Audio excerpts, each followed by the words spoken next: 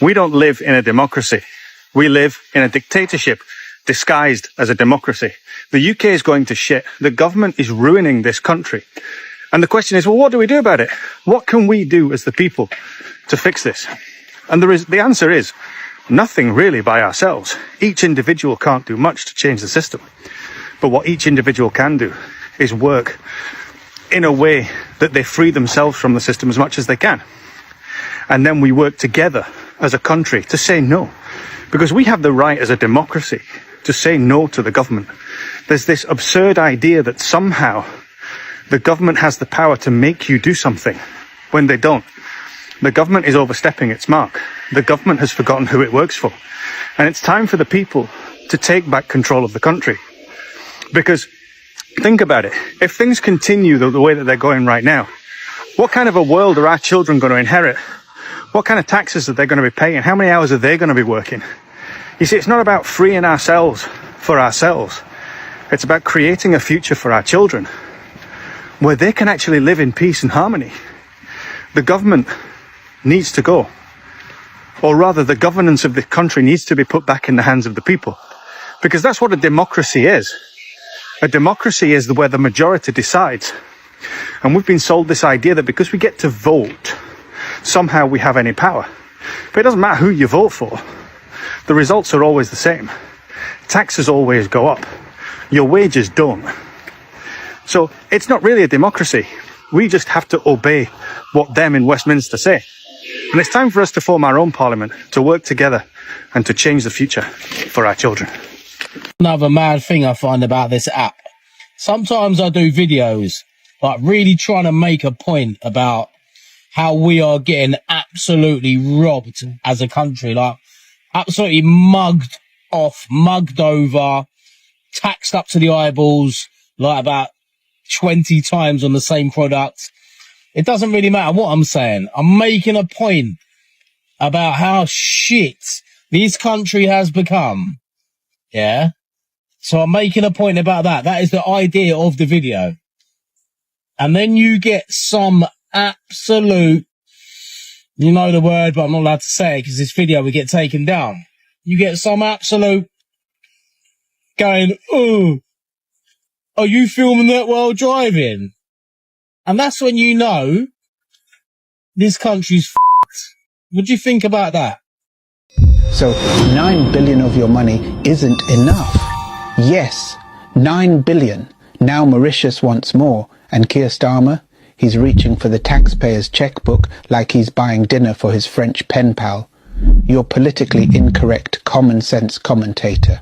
And today we're talking about one of the most disgraceful episodes in British foreign policy since Tony Blair said, "Weapons of mass destruction, trust me, mate." The Labour government, yes, that Labour government, has decided to hand over the Chagos Islands to Mauritius. And as if that wasn't humiliating enough, they're now being shaken down for even more cash. Here's the scoop. The UK already offered 9 billion for this surrender deal. That's 9 billion of your money, not theirs. But apparently, Mauritius wasn't satisfied. Now they want even more, including higher lease payments for the Diego Garcia military base and, get this, a fresh pot of development aid. This isn't a negotiation, it's a mugging in slow motion. And Labour, oh, they're bending over backwards, trying to front load more of that rent money. 3 proposals on the table. Mauritius said no to 2 of them and is still holding out for a bigger payday. And the Prime Minister, when asked, Donald Trump just shrugged and said, "We'll see." Meanwhile, Starmer's in the back room writing blank checks like he's on Deal or No Deal, except the banker is Mauritius and the contestant is the British taxpayer. Now let's pause. Why is this happening? Because Keir Starmer and Labour have mastered the art of being woke, weak and wildly out of touch. They've handed over sovereignty without a public vote. They've taken 9 billion from you and given it away like it's spare change down the back of a Whitehall sofa. And they've wrapped it up in some neo-colonial guilt trip, all while telling Brits to suck it up and be proud of being robbed in the name of justice. And don't forget, this is the same Labour government that can't define a woman, can't secure a border, and now can't even say no to a country with the GDP of Croydon. This Chagos sellout is so unpopular, even Labour MPs are too embarrassed to defend it. You won't find a single proud post on it, just mutterings, shrugs and silence. The only one cheering is Philippe Sands, Starmer's Chagos cheerleader who thinks the public's too thick to care. We are literally watching Britain pay to be humiliated on the world stage. Imagine losing a poker game, then tipping the guy who cleaned you out. That's what this is. And for what? A deal that weakens our position, a bill we can't afford, and a government that treats national sovereignty like a Netflix subscription. You can cancel it any time. Starmer promised to restore Britain's standing in the world. Apparently, his idea of restoration is getting mugged by Mauritius, while the US films it for laughs. The Chagos debacle is everything wrong with Labour in one neat package. Weak leadership, foreign appeasement, zero respect for British taxpayers, and total silence from the media class that would be rioting if the Tories did the same. This is what you get when you elect a man who doesn't know whether to kneel or wave the flag, so he does both badly. Don't let this fly under the radar. Share this, talk about it, name it for what it is, a national embarrassment. Because if Labour will sell off an overseas territory this easily, what makes you think they won't sell out you next? And if you've had enough of taxpayer betrayal and spineless leadership, maybe it's time to consider voting for someone who doesn't think British is a dirty word. Can we really just be honest with ourselves here? Like, the salaries in London or in the UK are generally like really, really low. Like, collectively, most people do not earn enough money. Even when you see people who are on 60k, 70k, 100k and they're complaining about the cost of living crisis, it's all relative. And you, if you're earning like 30k, 40k, should equally be complaining because it's too low. It's way too low. Like, it's crazy that we are able to like live with these kind of salaries. Like, we should all be demanding more money, 100%. Like, it just really stresses me out when I see videos of people who post salaries and they're making decent money and they're still saying like, oh, you know, they could be earning more, or they complain about the cost of things like childcare. And people on less salaries are like, oh, well, I'm managing on 30k. Bro, you shouldn't be managing on 30k. You should be asking for more money. Let's all collectively earn more money. How about that?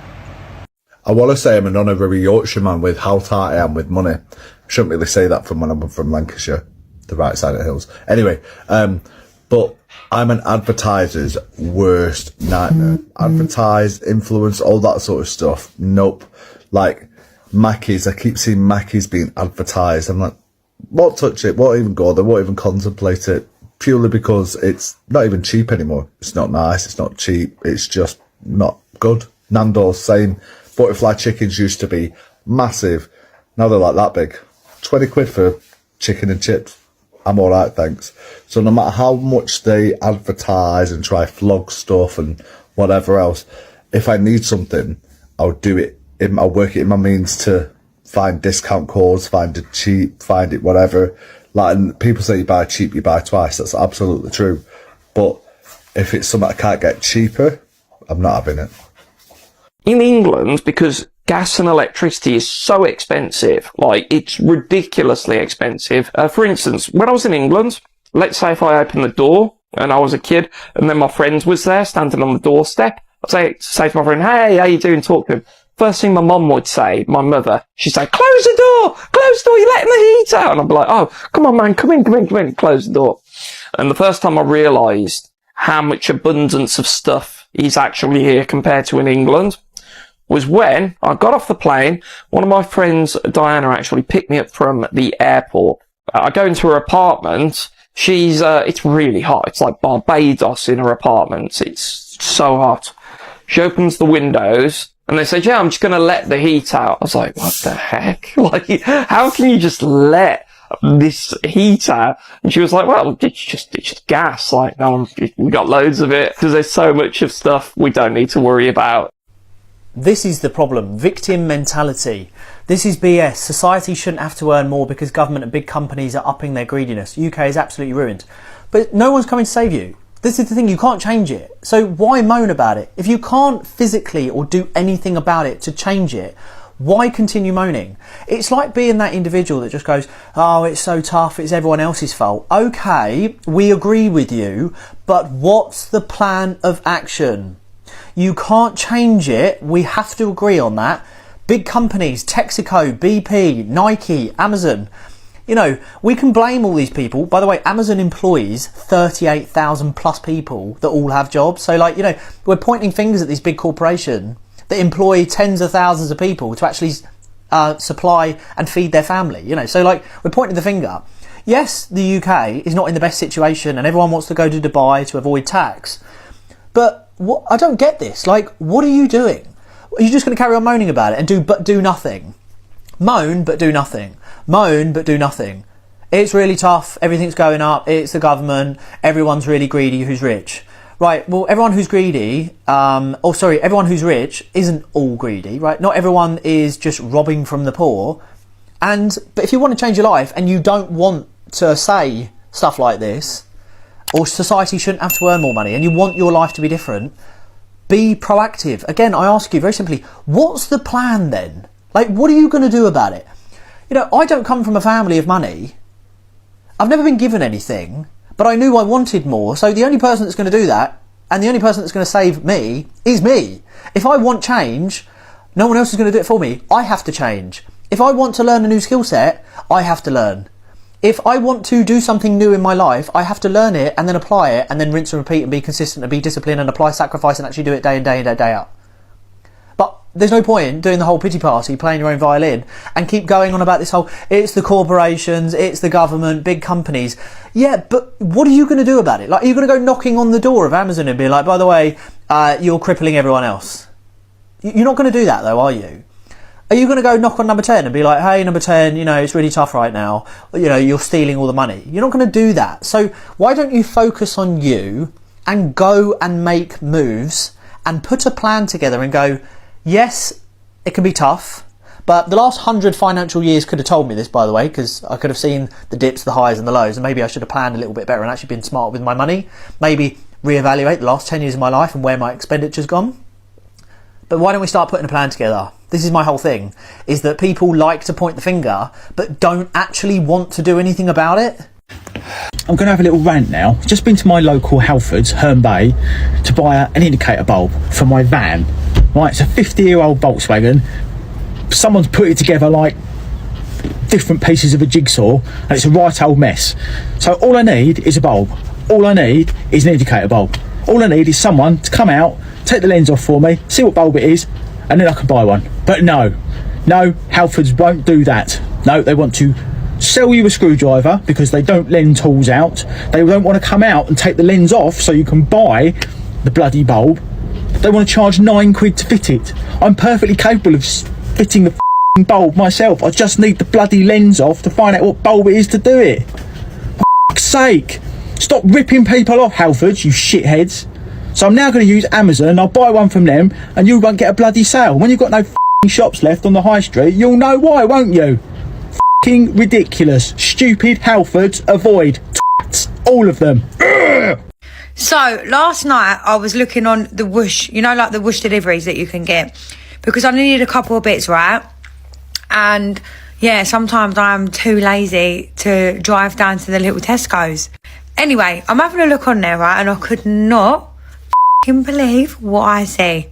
Right, what is going on in this country? Let me just get it. So there's me having a look through, right? Flake 99s, yeah? £6.75 for 4 of them. So basically nearly £7. Oh my good God. Honestly, I actually can't believe the prices that they're actually charging people. Also, right, the kids, they got an ice cream off the ice cream man yesterday, and I had to pay with my bank card, yeah? So my little girl, she got one of them in, they're like, you know, like the little throwaway plastic cups, even though on the thing that he's advertising, they don't look nothing like the cups, right? So she was like, oh, can I get one of them? So I said to him, how much are they? Because I thought, if they're like £6, no, you're not getting one. And he was like £3. I thought, oh, do you know what, whatever, that's fair enough. And then my little boy wanted a Magnum, you know, like the ice cream, because he could not decide. I was like, come on quick, she's waiting to go. And he's just going on and on and on, right? So he got a chocolate one of them. And then obviously I'm paid by card, so it's like, yeah, it's ready. So I just tapped it. And you know, when you walk away, you get a notification, £6. So that was two ice creams, £3 each, which £3 for one Magnum. I was like, no wonder people can't afford to live. And I just can't believe nearly £7 for 4 cones of ice cream. What is going on? Don't you think that's just like a joke though? Honestly, don't you think that is a joke? Because I do. Today marks 12 months since the most disproportionate election in our history, which saw the Labour Party win 100% of power on 34% of the vote. And while many people celebrated that victory, it is a stark reminder that anyone can lead our nation on a fraction of the vote. Boris Johnson did it, Keir Starmer's doing it now, and next it could be Nigel Farage. But things are changing. 60% of us want to move away from the winner-takes-all, first-past-the-post system to a fairer system of elections where every vote matters and where politicians have to work together to solve the problems our nation's facing. If you think it's time to change our voting system, join us at Make Votes Matter and call for PR now. Once again, the newspapers are full of all of these articles about how polls are showing that the public are incredibly dissatisfied with the NHS, very unhappy with the service because a lot of people can't get ready access to a GP. They're waiting a long time in A&E. Millions of people are on waiting lists. It's a terrible situation. A terrible situation. It's awful for so many people, right? But what these articles don't cover, barely ever cover, is that the majority of the public support the NHS as a concept. They want the NHS to be funded. They want it to work properly. The way these articles are spun up makes it sound like the public have lost faith in the NHS itself and they just want it to be scrapped. I've been an NHS campaigner for 10 years. That is not the case. The majority of people want the NHS to continue. They want the politicians to fund it properly and for it to work properly and to be able to get the care they need. Most people don't want the NHS to be got rid of, and these articles are used as a weapon by those who do want to scrap the NHS. So these newspapers shouldn't be printing these things without making it very, very clear that the reason the NHS doesn't work is because of politicians and because people are dissatisfied with the NHS and they would like the politicians to actually sort it out properly. Stop talking to me. Don't listen. If you don't take my picture. Stop talking to me then. You stop us first. No, you stop talking to me. Stop. You don't order me around, buddy. Larby Rafai. Rabbi Rafai. Yeah. Where are you from, Larby? I'm Algerian. Algerian? Yeah. Didn't like Algeria, no? You didn't like your country? No, I like everywhere, but where I find the job I work. That's it. Oh, there's no jobs in Algeria? If I find a job, I don't come here. Yeah. Thank you. Yeah.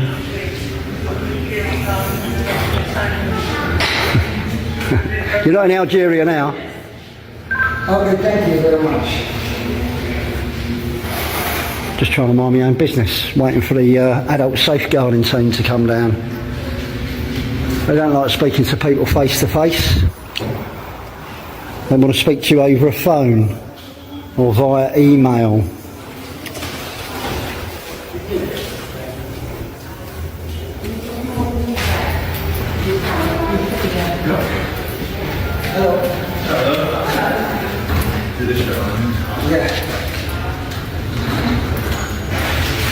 Hello there. Hi, mate. Sorry, you're talking to me? Yeah. Just from the police. Well, first of all, we're not mates. Okay. Yeah. Yeah. Can I ask what's wrong? Sorry? What's the problem? Nothing's wrong. Yeah. I didn't call you. I didn't call you. Huh? I didn't call you. You didn't do what? I didn't call you. Yeah, I know that. We've been told by a member of security that you aren't allowed to film in here. This is a public building. Unless you have permission. Public building, isn't it? Specific permissions that you're allowed to. Okay. Okay? Yeah. Is it right if you stop filming? No. No. You can't. Sorry, who are you? Sorry. Yeah. If you're dealing with the public, you're not supposed to identify yourselves. No, not unless you ask me to. What, you got down here very quick. You came very quick. Oh, what's that, your gun? No, we don't have a gun. Oh, good. You are who, sorry? DC Emery. Detective Constable Emery. Emery, yes. And you are? I'm Detective Constable Gillam. Detective Constable Gillam. Yeah. And we're here on other matters. All right. We've just been called up just because obviously you're not allowed to film here. It's a public building. You've got to have permission to film here. It's a public building. I'm allowed to film in public. But why are you filming in here? public, outside of... No, this is public access. Specific part of the building, they've just asked us. Doesn't say no photography anywhere, does it? I'll go and check. Are they photographing me? This is their building, they have the right Yeah. to have security in their And I also have the right to look after my own security, right? So when you deal with the public, you usually turn your body-worn cameras on, right?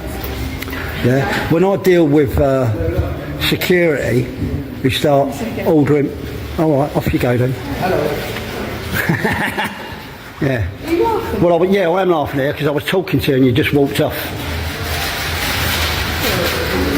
Can you not walk behind me, please? Why not? I walk where I like. I honestly don't get how there are so many people posting videos about the cost of living crisis. And I totally get it because I feel the same. It's bullshit. I went to Tesco today, 2 times a day. It's ridiculous. They're getting out of fucking control.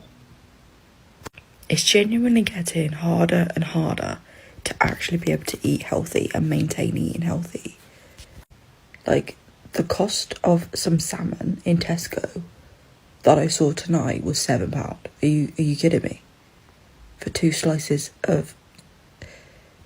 And people don't realise how much protein they need in their diet. It's literally like... Sorry. And the fact that, like, a packet of prawns, okay, that's like almost £4. But what people don't realise is that, like, a whole packet of prawns is like 150 grams, which only means about 20 grams of protein in. Like, that's nothing for what a grown adult needs in a whole day. But anyway, what's mad to me, right, is that, okay, fair enough, people don't know about certain opportunities that are available, but I am on this app trying to tell people how they can earn an extra income. I genuinely feel bad for people that say how much they're struggling. But you need, like, this is almost like a universal thing, especially when it comes to the UK. So when someone is in the comments or trying to message you saying, basically giving you a solution, why aren't you listening? It just baffles me. The thing is, we can't do much about the cost of living, unfortunately, can we? But what we can control is how much more we're earning. Like, I was fed up and I did something about it. I found an opportunity that allows me to earn an extra income and through travel. But the difference is with this is the fact that, yes, it's not a get rich quick scheme. It's just not, okay? It's a slow burn, it's a slow builder, but it's so much worth more than any other normal job where you have to spend so many hours and all of your time, trying to earn money that just it's not enough anyway. And this, over time, can provide you with a passive income where you don't even have to work that much. I don't expect people to understand this concept because it's very alien. It's real, it's legit, and there's so many people that are successful in the same thing that I'm doing. And the fact that they get paid a certain amount of passive income a month, like, you'd be silly not to consider something like that. Like, because let's face it, cost of living isn't going to be getting any better, is it? It goes up like every month anyway. Imagine what it's going to be like in like 5 years. Like, now is the time to be fucking doing something about it. Not just complaining about it. You need to actually do something about it. If you're actually serious about wanting to earn an extra income to help you, on a day-to-day basis, or you actually want to dream big and earn a high passive income, which requires obviously work to get there, but in the future you'll be free, let me know in the comments.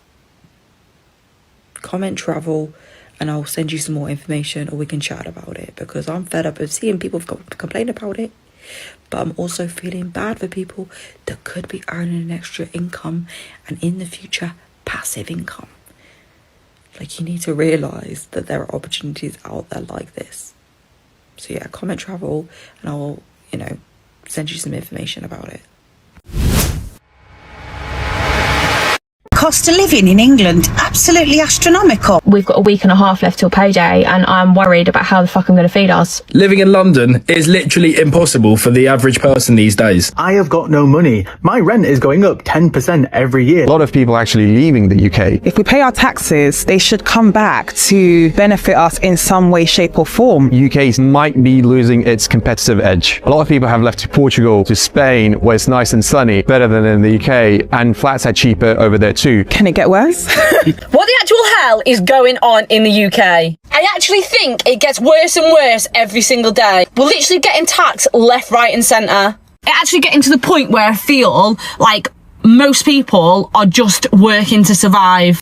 Like, they're literally living paycheck to paycheck. They don't do anything else other than go to work because they literally can't afford it. Like, actually, what kind of life is that? Like, what are we all doing? I think a lot of people are opening their eyes to actually what's going on in the UK now. Like, they're actually realising that we've all been kind of brainwashed into believing that we go to school, get an education, get a good job, when in actual fact that just keeps us trapped. And the lifestyle isn't even good here. The weather is crap. Everybody is miserable. I am literally fed up of being here, getting to the point where I am thinking about going elsewhere. There actually isn't any such thing as work-life balance for most people. Is anyone else finding the cost of living in England absolutely astronomical? Because Jesus Christ, I've just come out of Tesco and I've just bought some bits and bobs basically. I've just filled a bag, and with my club card it still cost me 74 quid. I've bought salad for dinner,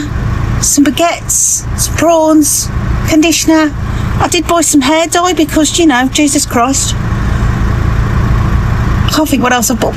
Just general household bits and bobs. Some more mixer for the dogs.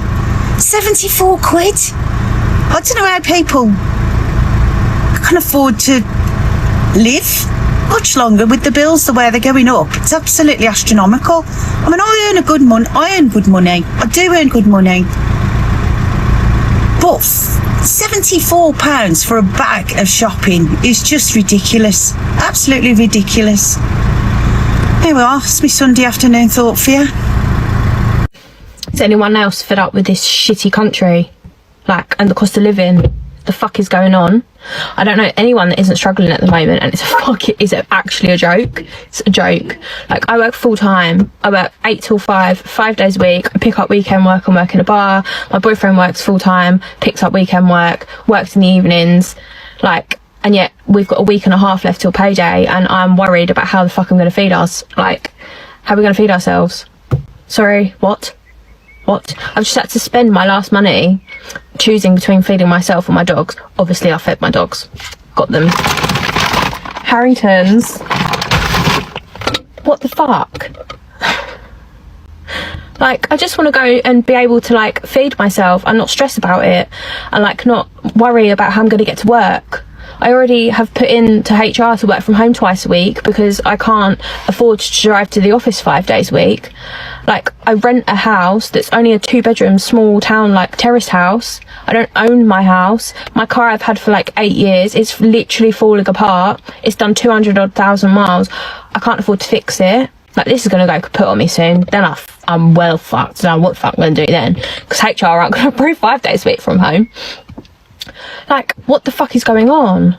I just want to do girly things and, like, get my fucking nails done, and I can't because I've got to, like, worry about getting a loaf of fucking bread and a pint of milk and my dog food.